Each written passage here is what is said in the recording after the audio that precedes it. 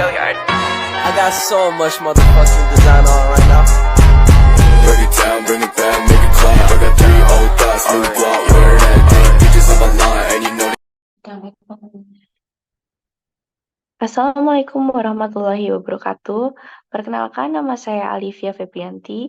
Di sini saya akan menjelaskan materi tentang teknologi informasi di bidang ekonomi. Jadi, bagaimana teknologi informasi memainkan peran penting dalam mengubah dan mendukung pertumbuhan ekonomi? Mari kita bahas. Definisi teknologi informasi. Teknologi informasi atau IT adalah penggunaan komputer, perangkat keras, perangkat lunak, dan infrastruktur jaringan untuk mengumpulkan, menyimpan, memproses, menganalisis, dan menyebarkan informasi yang penting bagi organisasi dan masyarakat. Kemudian transformasi digital dalam ekonomi. Transformasi digital merujuk pada integrasi teknologi informasi secara luas dalam proses bisnis dan ekonomi, menciptakan efisiensi, inovasi, dan keterhubungan yang baik. Adapun manfaat-manfaat dari teknologi informasi di bidang ekonomi yang pertama, peningkatan efisiensi operasional dan produktivitas. Yang kedua, akses lebih cepat ke informasi dan pasar global. Yang ketiga, mendorong inovasi dan pengembangan produk baru. Dan yang keempat, meningkatkan keterlibatan pelanggan dan pengalaman pengguna. Di sini ada studi kasus tentang perusahaan informasi dan teknologi. Contohnya, Gojek adalah salah satu perusahaan teknologi terkemuka di Indonesia yang menggunakan teknologi informasi untuk mendistrupsi sektor transportasi tradisional melalui aplikasi mobile. Gojek menghubungkan jutaan pengemudi ojek, pengiriman makanan, dan layanan lainnya dengan jutaan pelanggan. Mereka memanfaatkan data untuk meningkatkan efisiensi rute, memastikan pengalaman pelanggan yang lebih baik, dan mendukung ekonomi berbasis berbagi.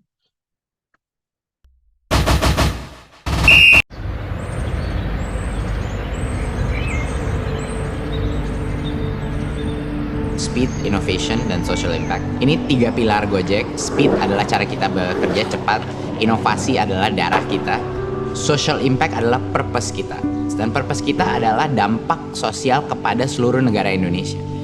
Karena sekarang semua yang ada akses dengan smartphone, kami bisa membuka akses kepada mereka untuk dunia digital agar mereka bisa lebih sejahtera. Pada tahun 2011 masih sedikit lah smartphone yang menggunakan aplikasi. Ya, jadi Gojek pemesanannya dilakukan lewat call center, di mana customer kita akan pesan lewat telepon. Setelah di input satu-satu kita teleponin.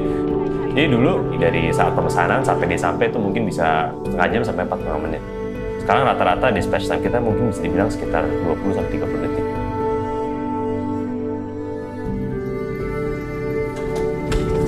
Gojek adalah sebuah revolusi besar dalam moda transportasi di Indonesia yang menjadi pusat perhatian dunia. Moda transportasi boleh aja roda 2. Yang utama adalah safety. Kalau safety-nya utama, ya kita akan merasa aman walaupun dalam keadaan apapun. Nah, Gojek telah memberikan pelatihan bagi para pengemudinya masing-masing untuk bisa meningkatkan kepercayaan para customer ketika mereka menggunakan moda transportasi ini. Kalau kita lihat mendetail ya, masalah-masalah yang terjadi di Tokopedia, kita sudah banyak kebutuhan untuk mengirimkan barang lebih cepat. Jadi sebelumnya dengan pengiriman yang reguler, pembeli dan penjual harus menunggu lebih lama. 1 hari, bisa 2-3 hari, tapi dengan adanya GoSend, jadinya sangat cepat. Beberapa jam saja, bahkan untuk kasus-kasus tertentu di bawah 1 jam sudah bisa sampai. Untuk festival yang ada 11 panggung, yang penampilnya sehari ada minimum 33, pergerakan barang itu kalau misalnya barangnya terlambat sampai, acara kami terlambat mulai. Otomatis kalau kita meng-hire-nya lebih banyak, biayanya juga semakin tinggi, sementara pergunaannya menjadi tidak maksimal gitu.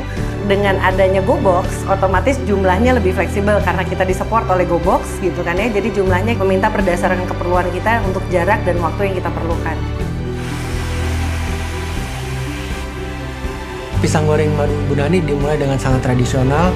Dulu cuman jualan di pinggir jalan, jualan awalnya 10 pieces per hari aja kadang-kadang nggak nyampe. Tapi begitu daftar saya ingat sekali hari pertama GoFood datang 3 driver Gojek. Sekarang kurang lebih 350 sampai 400 driver Gojek per hari. Jadi kalau sebulan tuh kurang lebih ada 350.000 sampai 400.000 pieces pisang terjual melalui Gojek setiap bulannya.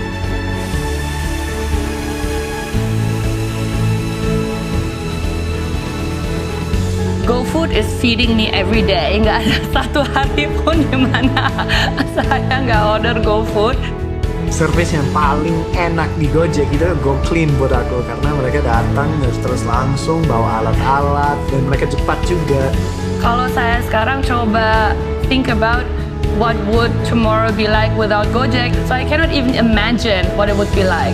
I would be probably frustrated, so please don't take it away from us. Kita melihat bahwa dengan adanya bisnis model seperti Gojek itu menjawab kebutuhan. Untuk kebutuhan pembayaran tentu masyarakat membutuhkan sesuatu yang praktis. GoPay adalah uang elektronis. Dengan adanya uang elektronik tentunya aman, juga bisa lebih transparan.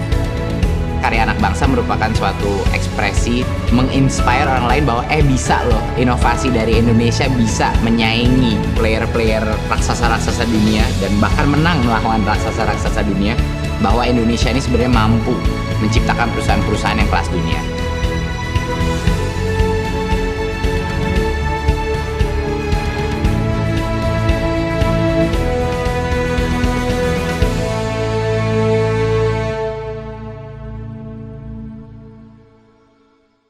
Berbagi. Kemudian tantangan dan resiko. Yang pertama, keamanan dan privasi data. Yang kedua, biaya implementasi dan pemeliharaan IT. Dan yang keempat, yang ketiga, ketergantungan terhadap teknologi. Dan yang keempat, kesenjangan digital di kalangan masyarakat. Tantangan dan jadi teman-teman, dari beberapa poin tentang tantangan dan risiko ini saya akan membahas lebih detail tentang keamanan dan privasi data. Dari segi keamanan dan privasi data adalah perlindungan data pribadi pengguna dan keamanan transaksi menjadi kekhawatiran utama. Ancaman keamanan cyber dan potensi pelanggaran privasi dapat merusak reputasi perusahaan dan kepercayaan pelanggan. Kemudian dari resikonya tentang reputasi adalah setiap insiden negatif, baik itu kecelakaan, melibatkan pengemudi dan pengguna, maupun layanan yang tidak memuaskan, bisa merusak reputasi perusahaan secara signifikan. Apalagi tentang kebocoran data pribadi pelanggan. Next.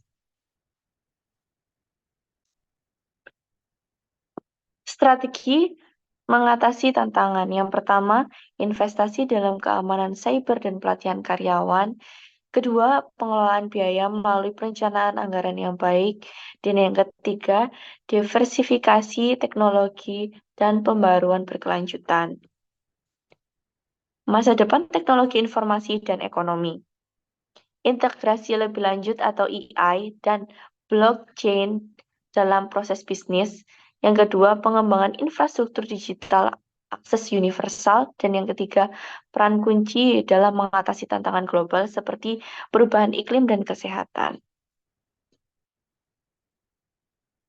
Jadi kesimpulannya, teknologi informasi adalah pilar fundamental dalam mendorong pertumbuhan ekonomi, meningkatkan efisiensi, inovasi, dan akses yang lebih baik.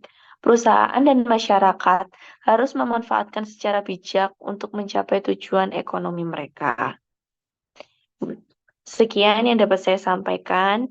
Jika teman-teman punya pembahasan materi lebih mendalam tentang apa yang saya sampaikan, bisa ditulis di dalam komentar agar kita bisa saling berbagi ilmu. Terima kasih.